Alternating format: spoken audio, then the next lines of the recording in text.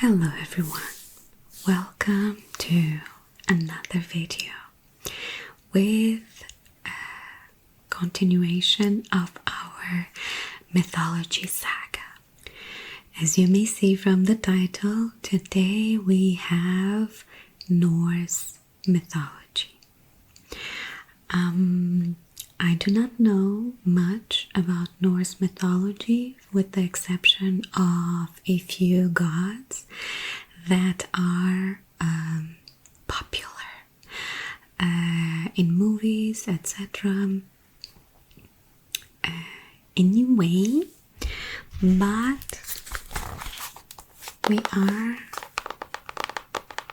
I am bringing the big gold book for that.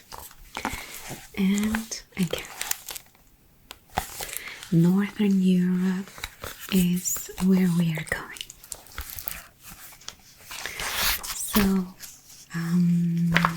as with the previous chapter that we read, which was Greece, from this book, this has like a actual history timeline, but what we want is the mythology, so we'll start with that. Okay, so the first thing that we have here is from Ymir's Flesh, the earth was made, creation of the universe. Before the Christianization of Scandinavia in the 10th and 11th centuries, the Norse had an oral tradition rich with their own mythologies, which were frequently epic and violent. Even in their creation myth, an act of murder committed by the gods plays a central role. The fullest version of the Norse creation myth is told in Snorri Sturluson's Prose Edda. According to Snorri, before the beginning of time, only the world of Muspelheim existed, guarded by the primeval fire giant Surt. Ages passed before the world of Niflheim was made. While the myths do not say who or what created the two worlds, they do highlight the contrast between Muspelheim, a world of fire, and Niflheim, a world of ice. Between the two worlds was Ginnungagap,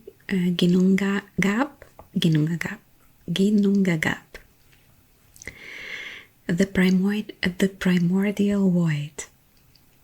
Okay, I will be mispronouncing a whole lot of things today, as always, but anyway, it is what it is. My brain just stopped for a little bit just because of that. Ginnungagap, the primordial void.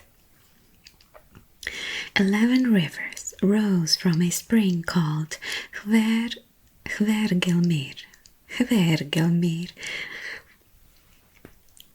Sorry about that. And flowed into this void from Niflheim, carrying with them streams of poison. The rivers froze as they reached the void, and poisonous vapors rising from them formed rime, frozen fog. The northern part of Ginnungagap therefore became choked with layers of ice and rime. The southern part of the void, close to Muspelheim, was hot enough to melt rock, but the middle halfway between the ice and the north was hot enough to melt rock, but the middle, halfway between the ice of the north and fire of the south, was mild. Here the ice began to melt and drip. The heat from the south caused life to quicken in the drops, and they took the form of a giant named Ymir. Interesting. So he was formed from the heat that was melting the worlds and dripping. Okay. He became the ancestor of the race of frost giants, Ymir's descendants. While Ymir slept, a male and a female giant formed from the sweat under his left armpit, and one of his legs fathered a son on the other leg. It's different. This was not all. As the ice in Gigungagap continued to melt, a cow emerged. She was called Audhumla, and she was nourished by licking the salty ice. The 4 rivers of milk that flowed from her teats fed Ymir. By the evening of the first day, Audhumla's licking had revealed the hair of another giant. During the second day his head emerged, and on the third day the whole giant arose. His name was Bori. Bori was big, strong, and beautiful. He fathered a son called Bor. No mother is mentioned, but she was presumably a frost giantess, as no other beings had yet been created. Bor took Bestla, the daughter of another frost giant of unknown origin, named Bold Horn, as his wife. Together they had 3 sons, the first of the gods.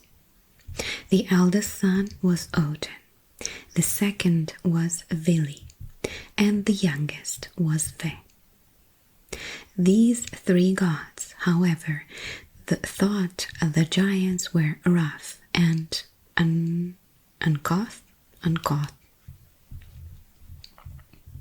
They killed Ymir, and when he fell, so much blood gushed out of his body that all the frost giants were drowned except for his grandson, Bergelmir, who escaped with his family in a boat and eventually refounded the entire giant race.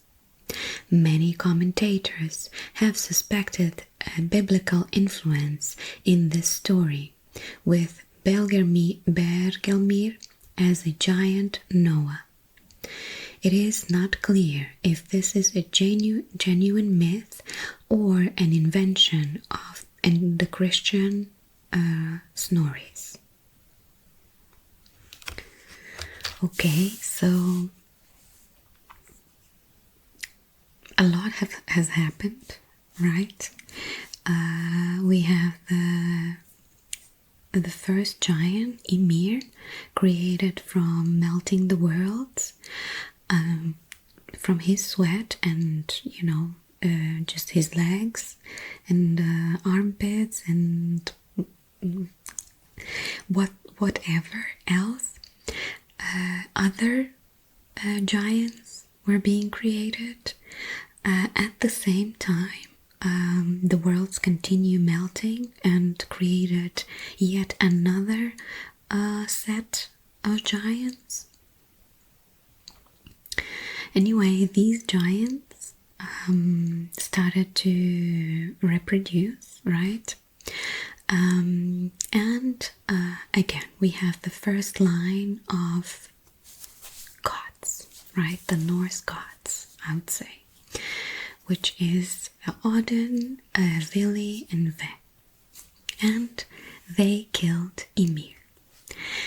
If you saw my video about Greek mythology and the origin of Greek gods and all of that, or if you just know about that story, you may remember that Uranus was also killed by his son. And then his son, who killed Uranus, was killed by Zeus, who was then again put as the main god for the Olympian gods. So the stories are very much alike. Besides, we have this thing with again, when Ymir was killed, so much blood apparently came out of him that he flooded whatever there was to flood, right? I don't know, the entire world, all the worlds that they are mentioning. Again, I don't know. And this is very much alike to very much similar to the story of flood from the Bible. Anyway, let's continue. Which again, in this case, they do say that this person who wrote about Norse mythology could be inspired by Christian, again, biblical events, right? Anywho, next chapter is Heavens and Earth. Because of Ymir's murder, the giants were thereafter invariably hostile to the gods. The three gods took Ymir's corpse to the middle of Ginnungagap and made the world from his body, encircling it with the sea, which they made from his blood. Ymir's flesh was used to make earth, his bones made the rocks, and his teeth formed smaller stones. The gods found maggots burrowing through Ymir's flesh. From these they created the dwarves and gave these beings consciousness, intelligence, and the appearance of man. Oh my gosh, that's a first. So dwarves are created from maggots. Got it. The gods used Ymir to make not only the earth but the heavens. They took Ymir's skull and placed it over the earth to make the sky. At each of the sky's four corners they set a dwarf. Their names were Ostri, east, Vestri, west,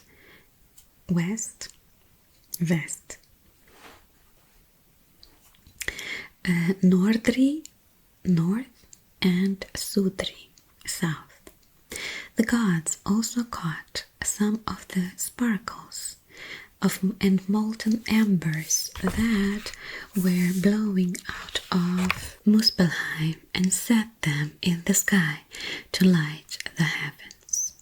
They fixed some of the sparks in the sky, and these became the stars.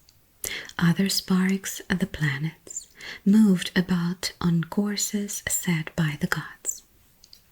This myth also accounts for the creation of day and night, both of which are personified as giants. The gods placed the dark giantess, not Night, and her bright and beautiful son, Dag, day, in the sky. They followed each other around the world once every 24 hours. The gods also took the beautiful brother and sister, Mani, moon, and Sol, sun, and put them in the sky as well.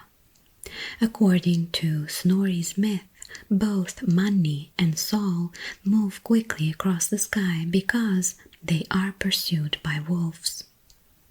Ragnarok, the end of the world, will follow not long after the day when the wolves, children of a giantess, finally catch and devour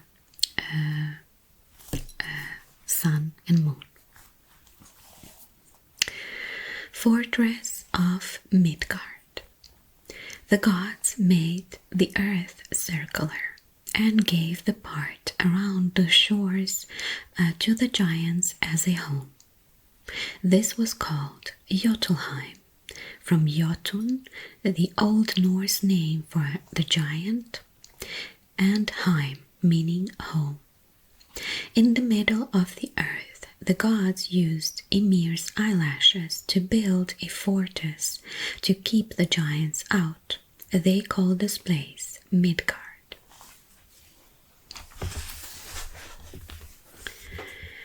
The gods' final step was to take Ymir's brain and cast them. Ymir's brains and cast them into the sky to make the clouds. With this, the gods finished their brutal creation of the world. Wow. So everything, or at least, most things that are familiar to us were created from the body of this one giant. The creation of man. Creation was not truly complete until one day Odin, Vili, and Ve found 2 driftwood logs while walking along a seashore. From these logs, the gods created the first 2 humans, giving them life, consciousness, movement, faces, hearing, speech, and sight. Finally, they gave them clothes and named the man Ash, and the woman Embla, Elm.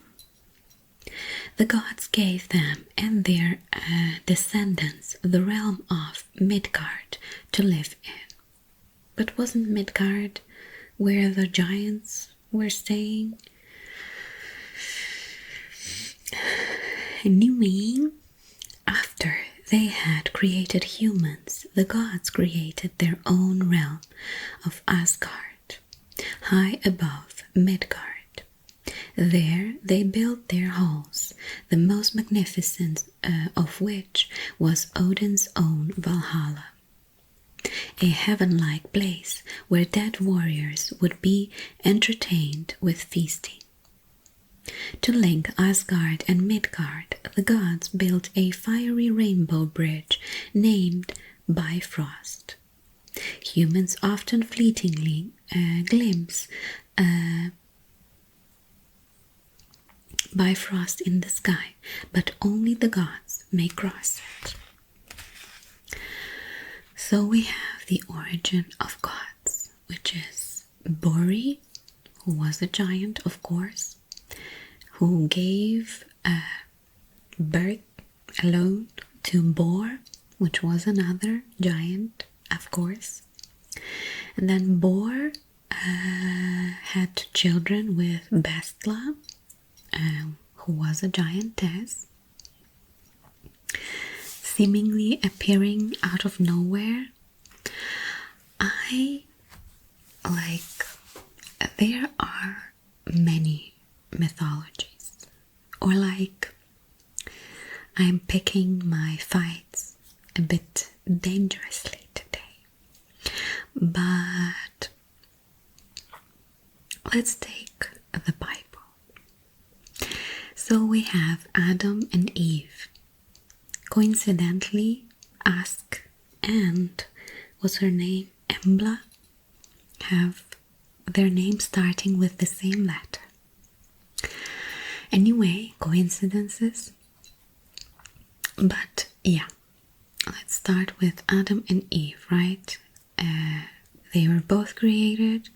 Meantime, they had 2 sons. One of the sons killed another son. And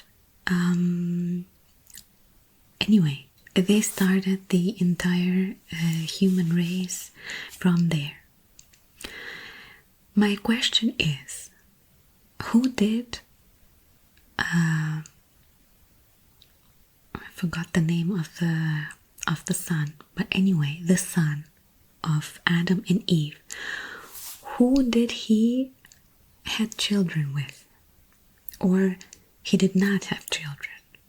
Or did Adam and Eve had daughters that then, he procreated with? Or did he procreate with Eve? Like, seriously, what was the situation there? Anyway, same situation here. I mean, we can account kind of that both giants and giantesses were created from the whole melting of the worlds process.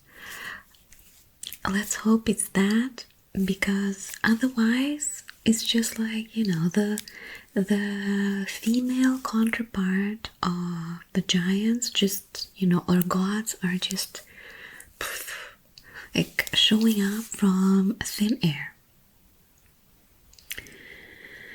But anyway, so we have Bor and Bestla, who were parents of Odin, Vili, and Ve.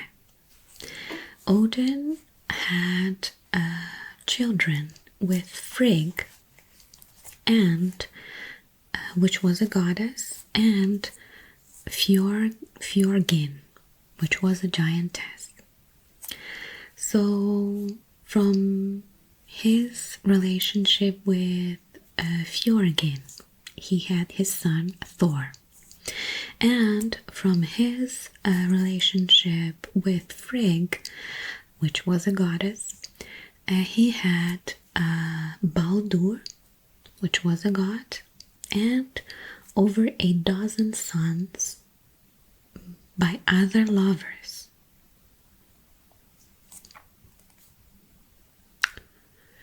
Okay, so we have another Zeus-like situation on our hands. Great. All we want is to have a god, right, that procreates non-stop with everything that he can lay his eyes on. Perfect. Anyway, but so we have this picture, and it says, the ash of Yggdrasil is the noblest of trees. And we have a rainbow, and definitely no rainbows here. A raven, a squirrel, 2 deers, and a snake or a dragon, God knows. What? The Norse believed that the universe was made up of 9 worlds or realms, with Yggdrasil, a towering evergreen ash tree, as its center. According to the Voluspa, the Ceres prophecy, an Edric poem, this tree linked 9 worlds forming the universe. The poem did not name the 9 worlds, but it is generally accepted that they were Asgard, Vanaheim, Alfheim, Jotunheim, Midgard,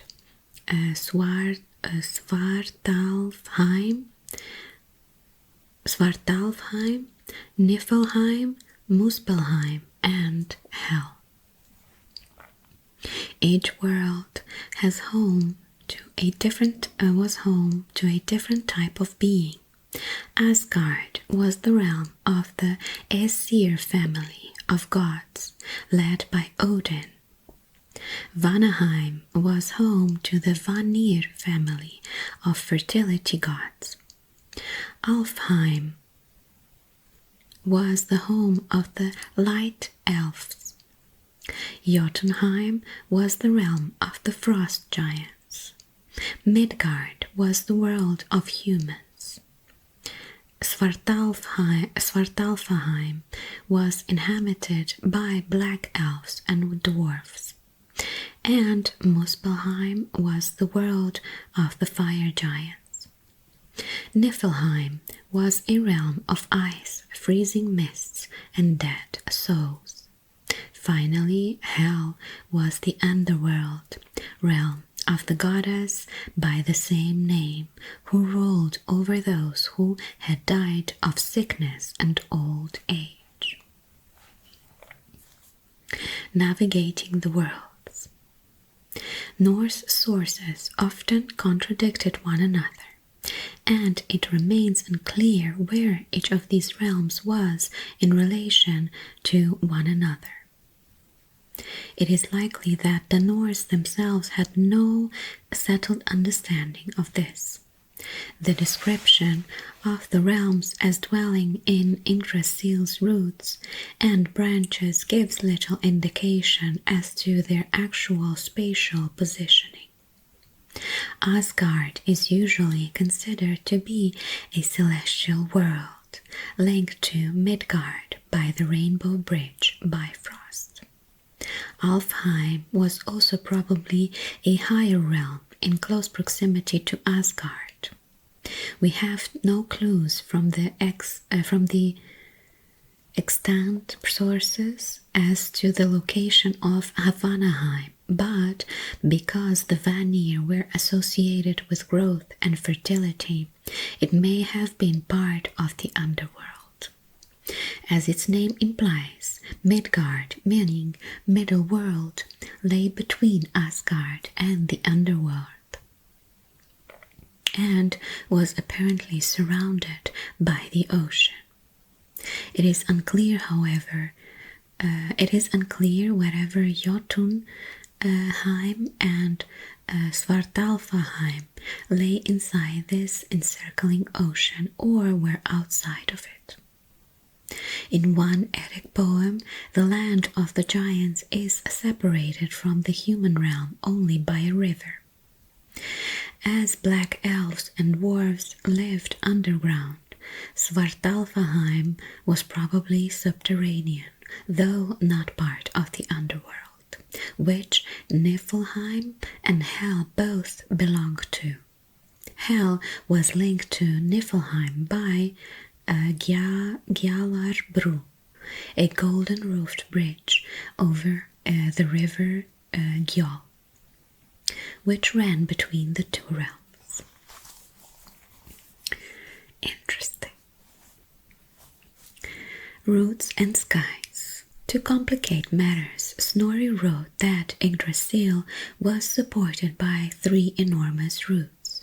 One reached into Asgard, another into Jotunheim, and the third into Niflheim. In Snorri's account, there was a well or spring beneath each root. Urdabrunn in Asgard, Mimir's well in Jotunheim, and Hvergelmir in Niflheim. Each well had different properties. Urdabrunn, the well of fate, was where the gods met daily to hold their law court and settle disputes. The waters of Mimir's well contained understanding and wisdom. Hvergelmir was the source of all the rivers of the 9 worlds.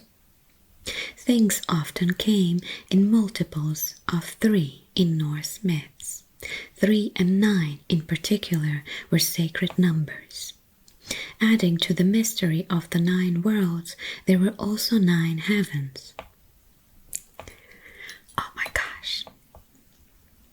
The lowest was variously called Windblane, Wind Dark, Hide Thornir, Cloud Brightness, or Hreg Mimir, Storm Mimir.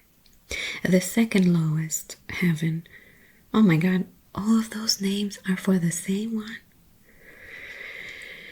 The second lowest heaven was Anlang, very long, and the third Windblind, wide dark.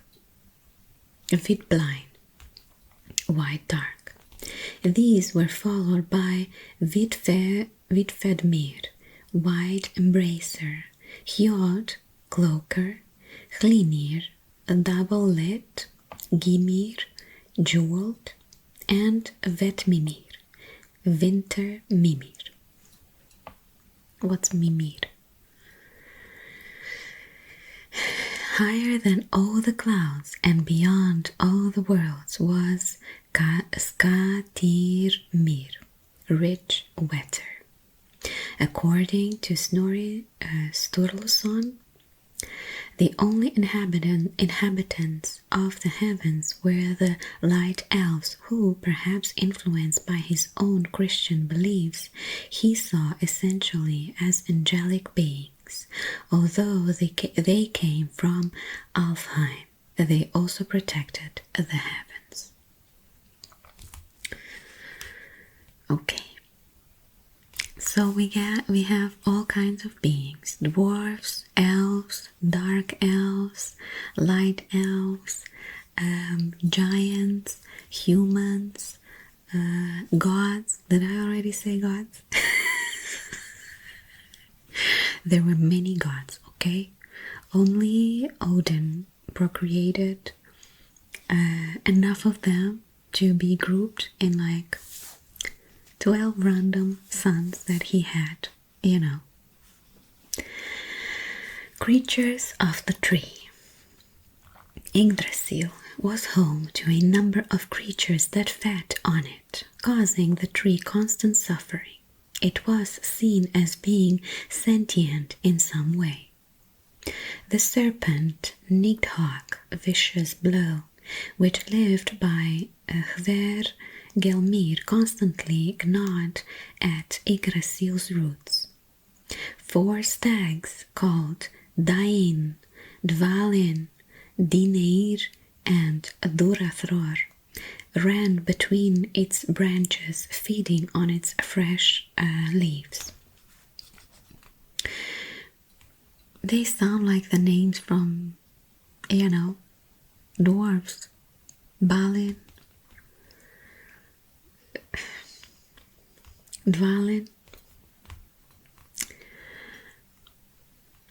I mean, the dwarves from, you know, Lord of the Ring and Hobbit.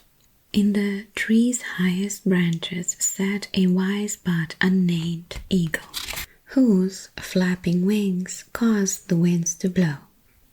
The eagle and Nidhogg were old enemies, and their feud was enabled by a squirrel called Ratatosk, which scurried up and down Yggdrasil, carrying hostile messages between them. I love it. Because of the attacks made on the tree, Yggdrasil was decaying. It was tended by the Norns, 3 fate-making deities who sprinkled it with holy water from Urdar Brunn and whitened its bots with clay gathered from around the well to preserve them. Their actions kept the cosmos in balance between the forces of destruction and creation. Despite Yggdrasil's importance, no Norse myth told of either its creation or demise. At Ragnarok, the prophesied end of the world, Yggdrasil would tremble and groan, but it would not fall. The tree was tough. The tree was thought to be eternal. Right.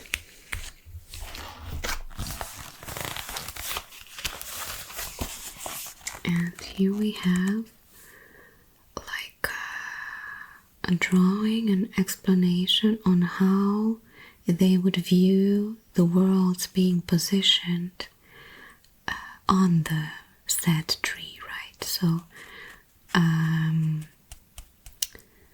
the worlds closest to the root were underworld, and worlds that were not as high of regard. And at the top we have Asgard and all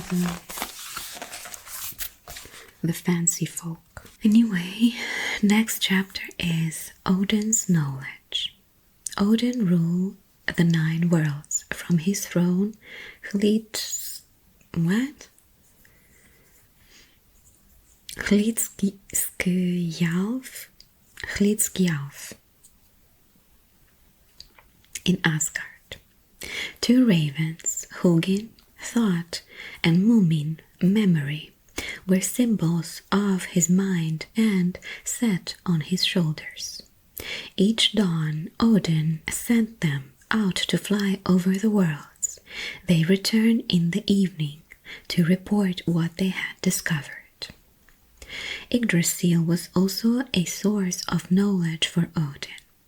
Key to this was Odin's knowledge of runes, gained through an act of auto-sacrifice. He hung himself from Yggdrasil for 9 days, impaled his own spear. The water of Mimir's well gave wisdom. For a single drink from the well, Odin tore out one of his eyes and left it in the well as a pledge.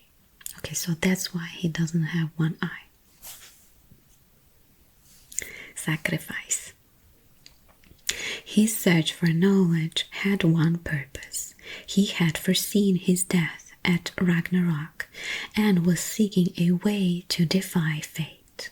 From his ordeal, Odin gained the ability to use runes, which granted him powers far beyond other gods. Valhalla. Odin became a great warrior who was known for his Hall of the Slain, Valhalla. The vast hall, roofed with spears, had 540 doors, each so wide that 800 warriors could march abreast through it.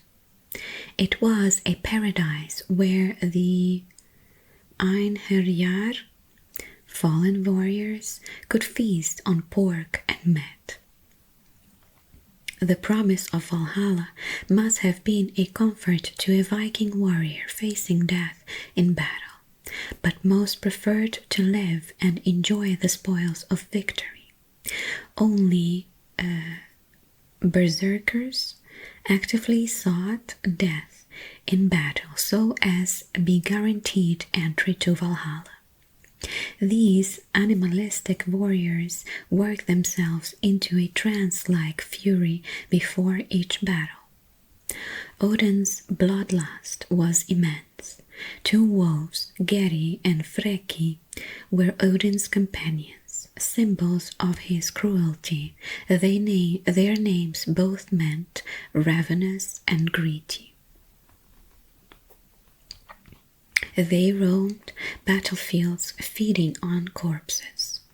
At feasts, Odin gave his food to his pet wolves, subsiding only on wine himself. Great. A god who lives on wine alone. The outcome is great.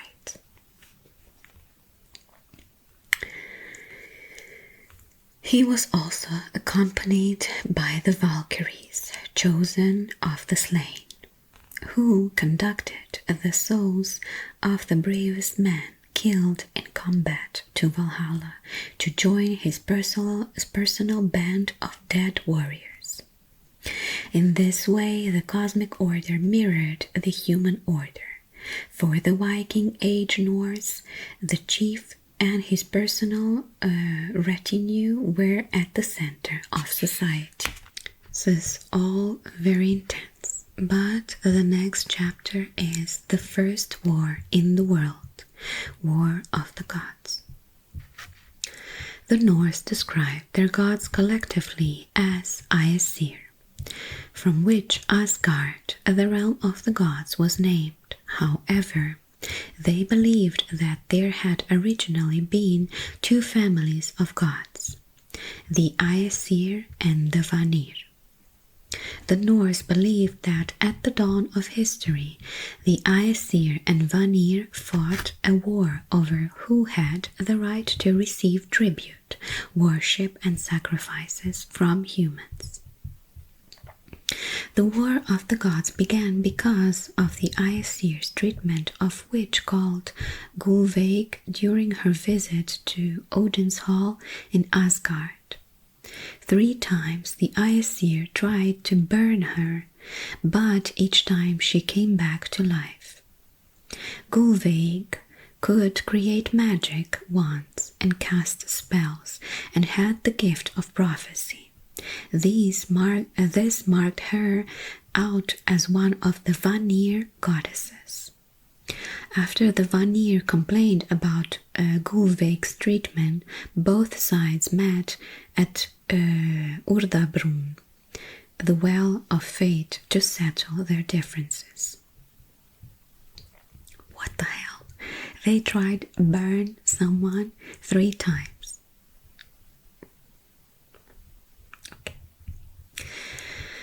At Urdabrunn, Odin threw a spear at the Vanir, and the war broke out. The Vanir stormed Asgard in return. The Aesir ravaged the Vanir's home, Vanaheim. Neither side could win, so the gods agreed to exchange hostages and live in peace, sealing the treaty by all spitting into one bowl. From their spit, the gods created Kvasir, a being of exceptional wisdom. Like seriously. Sweat, melting ice, spit, blood, whatever other fluids. Anyway, after the war, the sea god Njord, who was leader of the Vanir, his son Freyr and daughter Freya, went to live with the Aesir, as did Kvasir. In return, Honir and the wise god Mimir from the Aesir went to live to Vanaheim. However, the Vanir were unhappy with their hostages. When Mimir was there to tell him what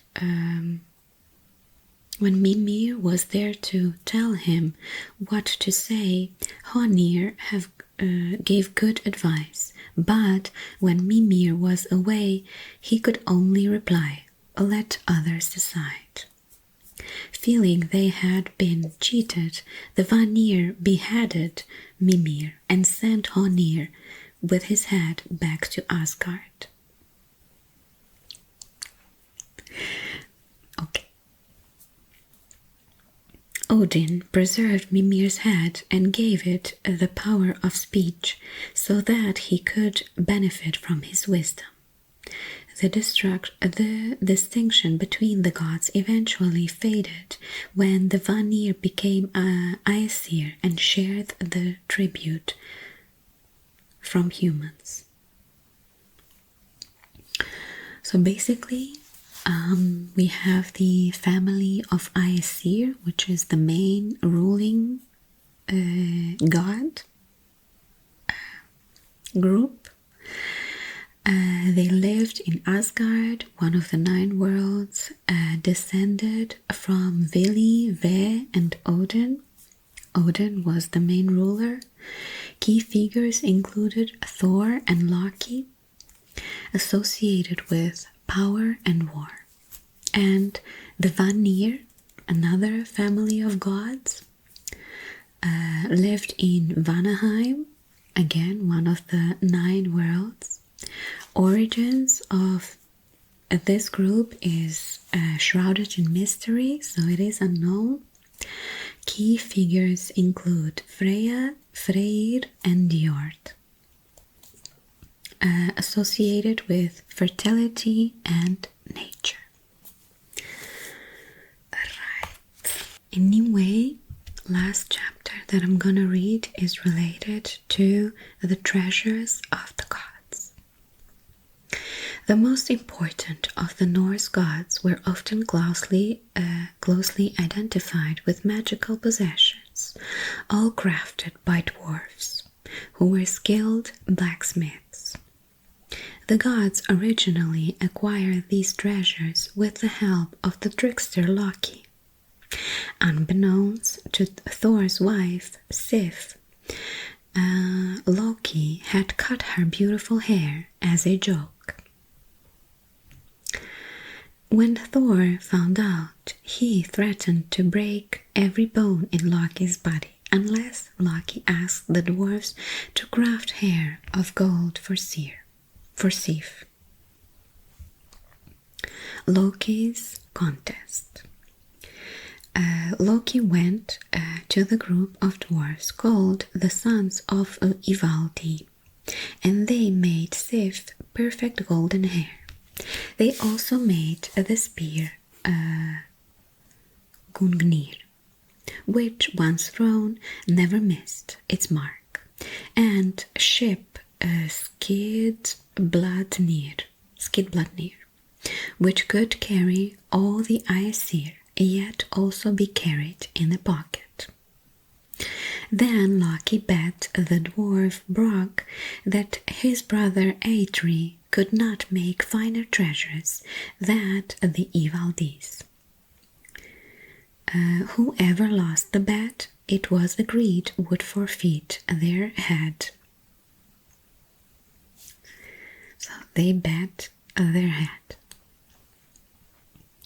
Loki really is the brains of this operation. Entry went to his forge and, setting Brock to work the blows, he said he must not stop blowing until the work was finished, or it would be flawed. Loki, a shapeshifter like Odin, turned himself into a fly and tried to distract Brock by biting him. Despite this, Brock blew steadily, while Eitri made a golden boar that could run faster than a horse, and a golden arm ring called Draupnir, from which 8 equally heavy rings dropped every 9th night. Okay? Only when Eitri was forging the hammer Mjolnir did Loki cause Brock to stop blowing for a moment by biting his eyelids. As a result, the handle was a little short, but Mjolnir retained its greatest power. The finest work.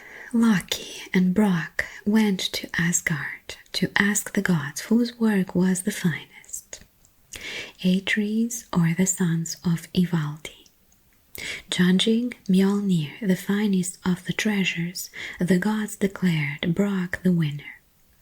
After a failed attempt to bribe Brock to save his own life, Loki ran off in his magic shoes, but Thor caught him. Quick thinking, Loki declared that his head might be Brock's, but his neck was not part of his bargain. The dwarf saw he had been outwitted and settled for sewing Loki's mouth shut. wow, intense, right? So there we have it. We have the golden hair, we have the Mjolnir hammer that we all, I mean, it's very well known, right? At least for the people who enjoy Marvel's movies or, you know, mythology or other things. There are a few more chapters to this section of the book, or Norse mythology, but I thought that we could stop here because, again, it just goes into a bit more adventures from between Loki and Thor and a few others. But I did learn quite a bit today. I find interesting to again compare mythologies. This just helps me understand that these people somehow either traveled from one side of the world to another, or had visitors from different parts of the world. Again, people from different parts of the world spread, and then the story is shared, which is very curious, I might say. If that is the case, if that is not the case, if these cultures really did not have contact for most of their existence, and they came out with stories that are so similar, I find it even more curious, because how much is there a possibility for, you know, like every single culture that again is separated not only by distance, so location wise they're far away from one another, but also separated by time, because supposedly they all developed in different times, and again started their development in different timing. And that is very strange, that all of them start with giants, right? Like, there are always giants involved. They're either giants, either titans. Again, here, the first giant was described as, again, ugly and very big, very, you know, brute and all of that. And then the next generations were more refined, and therefore they killed the original giant. And it's the same everywhere. Like, seriously, what's the situation here? I don't know. Maybe since this book does say that some of the events and some of the beings are borrowed, right? I don't know, because I mean, obviously we do have stories that are written in later times that may not be the most the most truthful, the most original story. There is a mix there already with the culture that was at the time, influencing that location. So, for instance, the Maya and Aztec had the influence of Spanish, the conquistadors, and Vikings and all the Norse people had the influence of Christian people. Same for other places, or the other way around, right? Because obviously things like Greek mythology and also Norse mythology are older than Christianity. Anywho, what I want to say is that I find it very curious, and the more I learn about mythologies, the more interested I am in understanding why there are so many coincidences. That is the main point of my interest in mythology, because I do find that the fact that there are so many coincidences between these mythologies suspicious.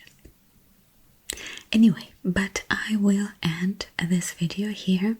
I hope you enjoyed it, even though it wasn't as eventful as the Greek one.